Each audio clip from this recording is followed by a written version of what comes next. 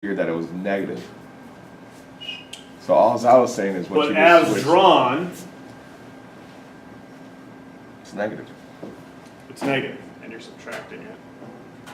So you would subtract it, Subtracting a negative. and you're subtracting a equals negative value. Okay. So it becomes a positive.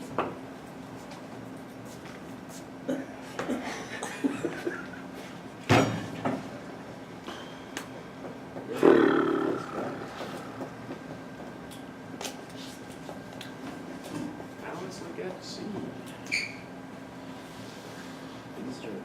Yeah. So do you want to look at C or do you want to look at B? I gotta start someplace. B. You want to look at B? Go on the thing where I'm sending out center. Does everybody have all the information they want from here? So A, B.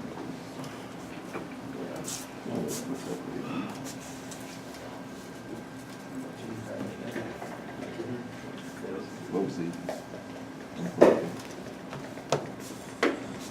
Okay, so at B,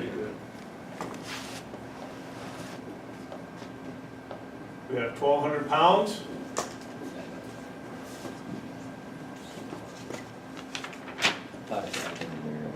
We have AB.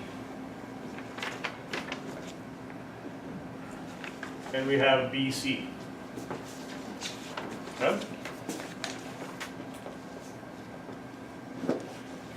And we know AB is negative 1025. 1024. What else can you do? I'm going to draw this bigger so that we have a little more clarity here.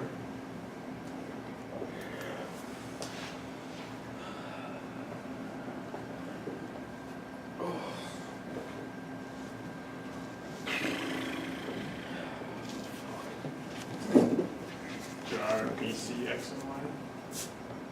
We have X and Y components, right? And we know Y.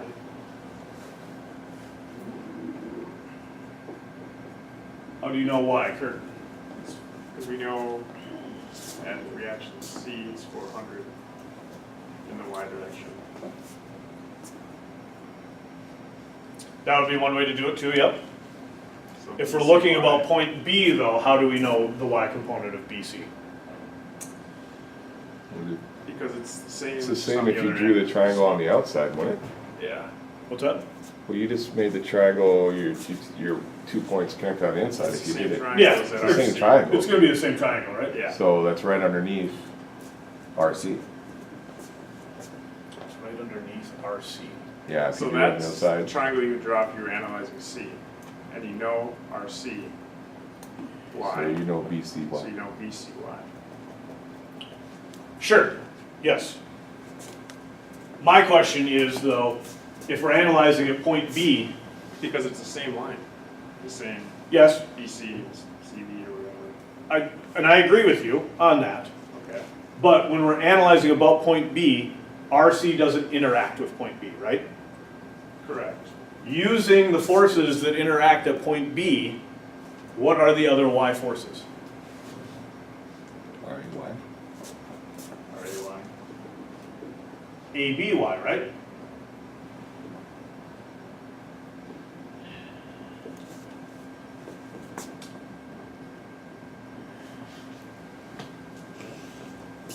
Is the Y component of the reaction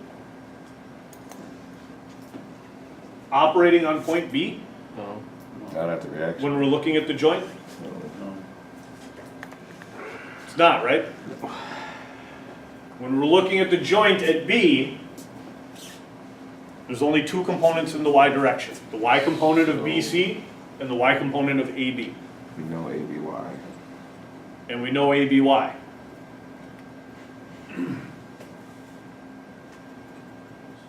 Hang there, hang there. Look through this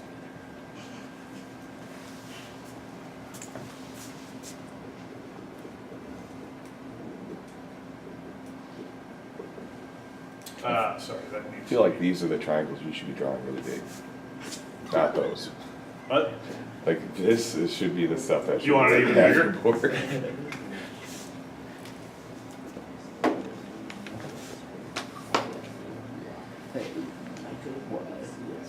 So ABY would not be the same as BCY though, right? ABY, but they better be. I was gonna say they should be. Okay. They better be same in magnitude, but opposite in sense. If they aren't, what happens to okay. point B? It rotates. Okay, I got what you're saying. Well, we're looking in the Y direction, right? So it'll either go this way It'll or to push or pull. pull down, Yeah. okay?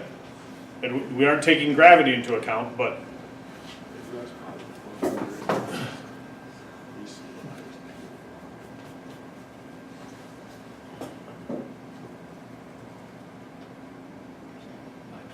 Hear you.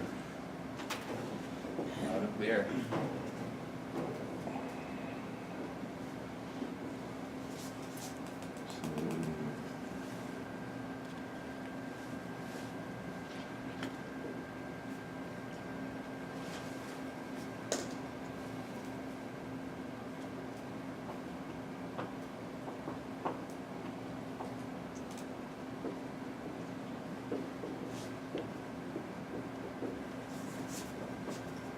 So ABY we had a negative 400. BCY is positive. So BCY would just be 400.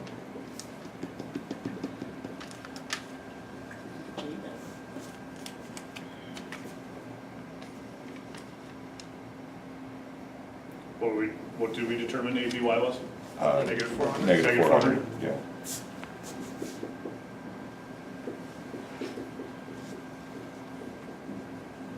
Okay?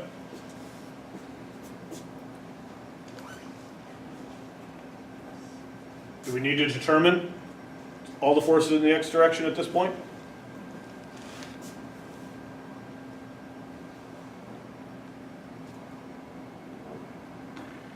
We don't, right? Once we need the member, we're done. Once we get the member, we're done, right? So we can just do, What was the angle? What's this angle here? I don't know. Can we determine it? I don't know, but Is it don't we know- ABY plus BCY or C plus BCY? And then ABY. for the forces in the Y direction, you just did. We're only figuring for Could B, be not C. ABY and BCY, right? Yeah. So, Looking at point C, but Do what? moment C. So we're not looking at the moment at C right now, so. Yeah, we're not looking at joint C. We're looking at joint B. B. Okay? So, what do we need to know to solve BC? Angle. We angle. need an angle. What angle should we determine? Well, we already know the 23. Yes. But that's, That's where angle yeah, This angle, you're saying? Yeah, we already Angle know A was that. 23, so angle C must be 67. And then Careful. No, It's not. Do we know that this is a 90-degree Oh, yeah, angle? No, yeah, It's that's not. right, no. No, we don't. Okay? So how can we determine angle C? 67. Why is it Because 67? that's not a 90. B is a 90. we're on the right Well, we- side. I think that you'd find that you don't have a right angle here, John. I know, but we know that's the right angle at where they intersect. But we're not figuring for that side of the triangle, we're figuring for the right side, bro. Okay, so you know that this is 23. I'll concede you that. Does that help you with anything over here? No. This is not 90. You're in the wrong triangle, bro.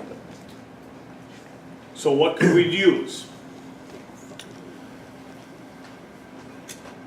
Could we use law of sines if we wanted? Yeah, because if you look at the whole triangle on the left there. Could we use tangent of something, Yeah. along with some dimensions that we know? Tangent Oh, yeah. of angle C equals what, Logan? 6/4. Equals 6/4. So angle C has to equal the tangent inverse of 6/4. 56 degrees. 56 degrees, right? If you didn't want to calculate that again, what could you do? Didn't we do that in the previous problem too? You had that same geometry in that previous problem? Yeah, so it's, So what can we say about BC?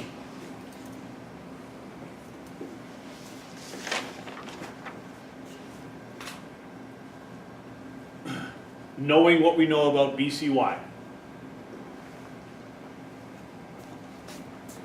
BCY squared.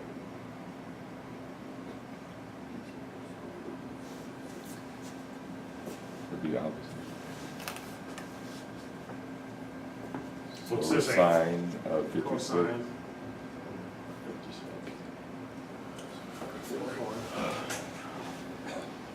Kurt, what did you want to say? Cosine of 56 equal to 400 over BC.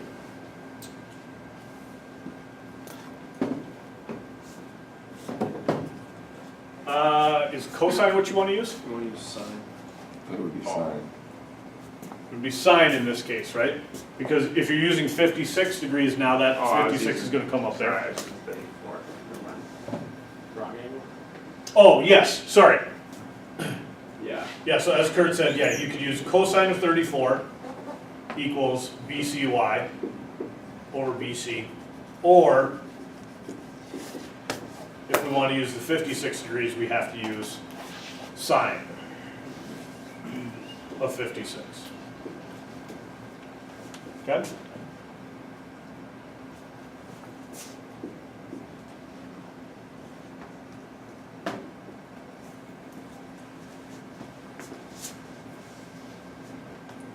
So what magnitude does that give us?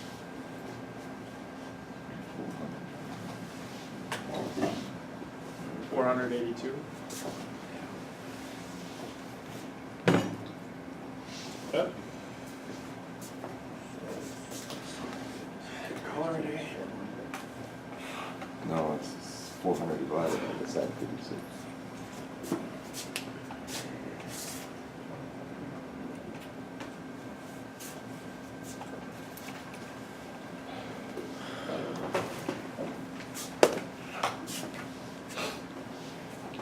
Good?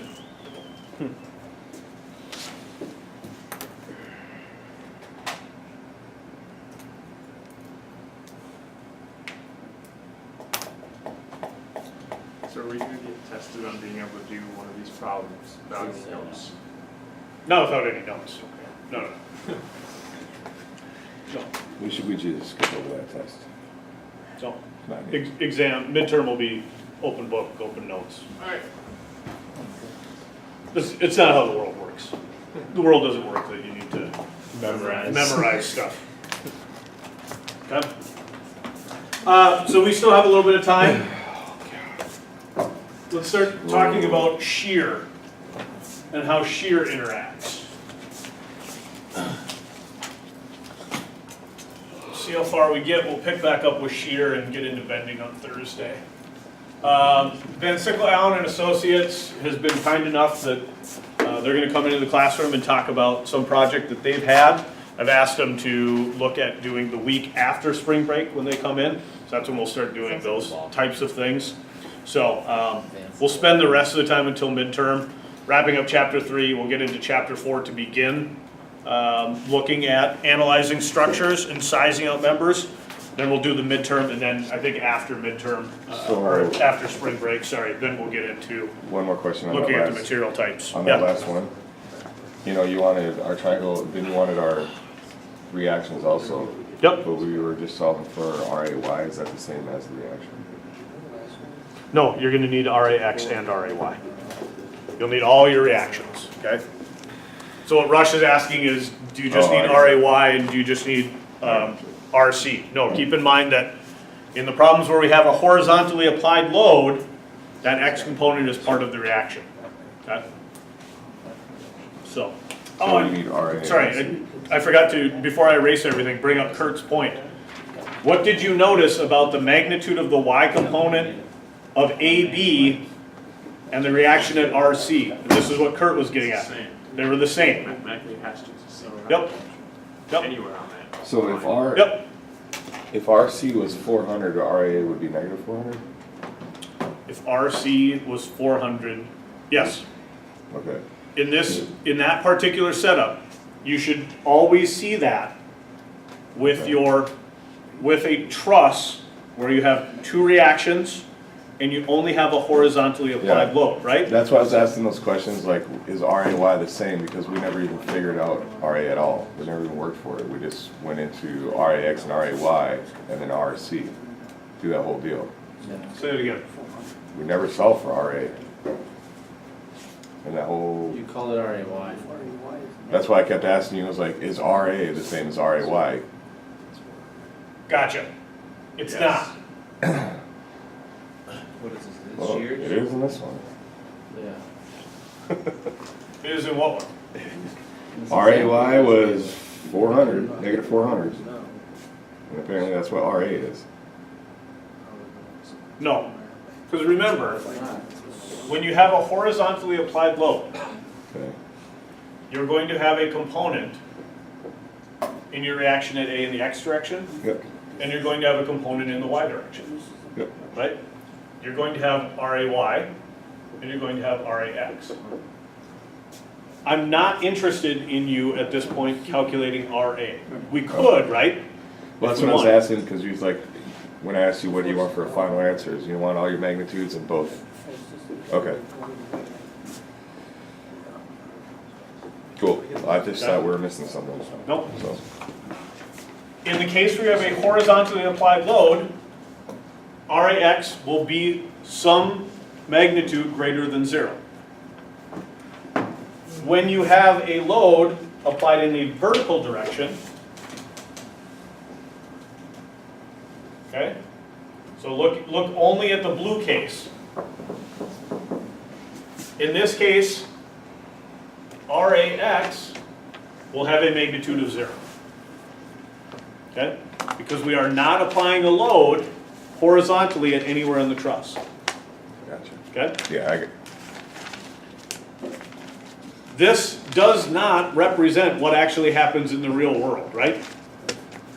Good luck finding a truss where you only have forces in the Y direction, or you only have forces in the X direction, okay?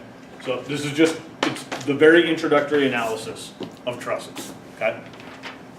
Does that answer your question? Yep. Okay.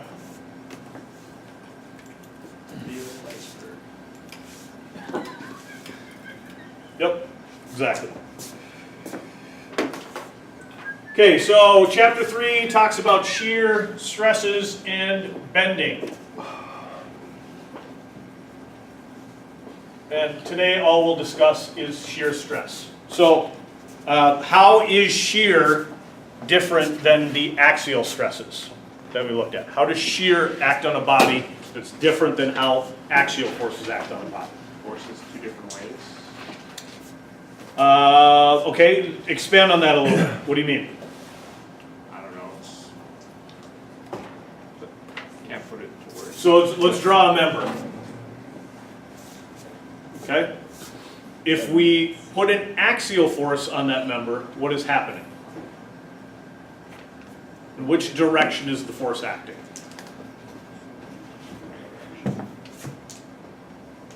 Along the body of the member, right? When we're looking at our trusses, Oh, that's what we were doing, right? Is determining. And how we did it was we broke them up into X and Y components to solve for them, correct? Okay. Shear is different. How does shear act on a body? Parallel? Perpendicular, sorry. It acts perpendicularly to the body. Okay? So, in chapter 3, we're going to look at simple beams. We can look at columns. I don't know that we're going to look at frames, because I don't think that we're going to have time. But we'll look at beams and columns, okay? Your book gives you a couple cases. Where is it? It's the bottom of page. Well, no, let's talk about, let's talk about direct shear stress before we get into. So the first, just like we talked about direct axial stress, we want to look at what direct shear stress means. And we could look at any different number of ways. We could try and shear a portion of this, sorry, for the home version, you didn't see that, but we could try and shear off a portion of the sawhorse, right? Yeah. We could try and shear off through our block in a wall. We could try and shear through any source that we want. In analysis of structures, one of the things that we'll look at quite a bit, and we'll look at it more so when we get into steel, but we'll look at bolted connections, help us figure out how many bolts we're going to need, we'll figure out what the size of the bolts that it is that we're going to need, okay? So the problem that they give you is you have two lengths of steel bar that evidently were poorly connected that are bolted. Okay? So we're assuming that we have a nut to hold it into place. We're going to apply tension to these steel bars. Now, since these forces aren't truly parallel, there's a bunch of things going on here, right? We drilled a hole through the steel rod, so there's going to be a bearing stress here. Since these aren't in direct tension, there's also going to be rotation in the real world. We're going to ignore all of those effects, okay? We only want to look at how is this force trying to shear our bolt, okay? Does that make sense to everybody? Okay. We're also going to negate the effects of gravity, the effects of the load of the weight of the bolt, the weight of the steel itself. Okay. So we're looking at the bolt, not the... We're looking at just the bolt. Okay. We're ignoring the effects of stress on the opening for the bolt. We're ignoring the effects of the stress on the steel itself. Okay. We're assuming everything else is fine. We want to check the shear on the bolt. Okay. Yeah. So we have a 5,000 pound force, and we know that the diameter of our bolt is 0.75 inches, okay? And we're going to assume that we don't need to take into account thread size. It's not a nominal dimension, anything like that. It's a true 3/4 of an inch bolt, okay? That's its full bearing capacity. So, what do we remember about the equation for stress? What does it equal? Force times pound? Is it that? What did you say? Force times, I thought it was pounds. Well, our force will be in pounds, right? How do we measure a stress? Square inch. Pounds per square inch. So we need a load, P, divided by an area in square inches. So that'd be the 5,000 over 0.75, is that what you're saying? No, so that's the diameter you gave us, the 0.75. Oh. Yep. So would we... I should say that it's a circular bolt, okay? We can assume that our manufacturing process is so good that we're making truly circular bolts, okay? We don't have any eccentricity in our bolts, which always is the case in the field, right? All these bolts come out. Okay, so what load are we applying on our bolt? The 5,000. 5,000 pounds, right? What is our area? What was 0.75? Is that the diameter or the radius? 0.75 is the diameter. So we gotta... That what's that? 38 squared.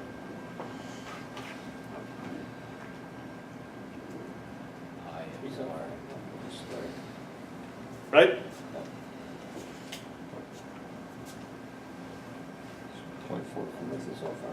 Okay?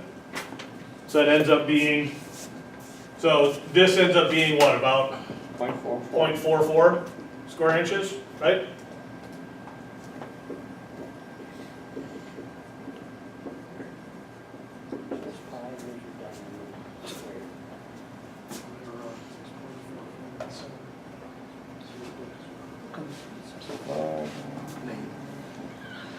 So 12,500. What'd you get? 5,000 divided by 0.44. It squares the. I don't know. What numbers are you coming up with? Oh, I came up with Because if you divide 5,000 by 0.5, that'd be 10,000, right? Yeah, I came up with So it should be larger than 1136 363. 363. Got it. That's area of circle. We're just, I mean, now you're just talking about a matter of rounding, right? Yeah, the No, first I- time I came up with something completely different, but yeah, What's that? that's what I'm. 317 is probably more precise, right? Okay, but this is, I mean, this is fine for all intents and purposes, for example. Okay? If you got 11,300 and two other digits, good. Okay?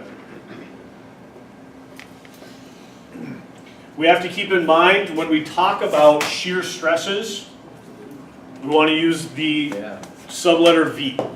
Okay? I don't know, and I didn't look up why the symbol used for shear is V. Must have something to do with Greek or Romans. But just keep in mind, whenever we're talking about shear stresses, F sub V. Whenever we're talking about shear forces, V. Did you forget to set your alarm? No, has it been 10 minutes already? Yeah. Well, that's all the farther that we'll get on shear stress. So that gets us through section 3.1 is all that we've done. Okay, so we'll start looking at shear in beams. The thing to keep in mind on page 87, it gives you a bunch of those figures. B and C are labeled incorrectly. Okay? So the item that they say is bending is actually the shear. The item that they say is shear is actually the bending. Okay? Yeah, that's kind of like a gray area because